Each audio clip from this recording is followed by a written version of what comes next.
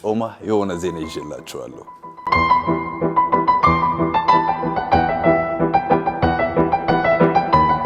ምስራች ምስር ብላ አትሉኝም እንዴ? ለእናንተ ለውድ ደንበኞቻችን ጮማ የሆነ ዜና ይዤላችኋለሁ።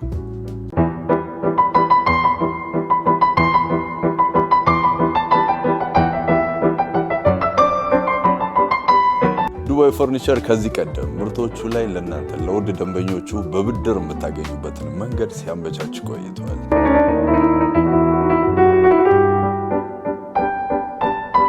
አሁን ደግሞ በተለየ ሁኔታ ለሲቢኢ ኑር ተጠቃሚዎች በሙሉ ይህንን እድል አመቻችቷል።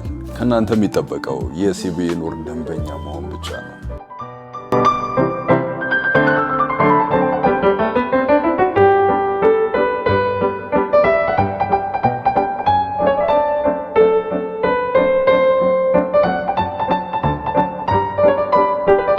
ዱባይ ፈርኒቸር ቀድሞ የዘመነ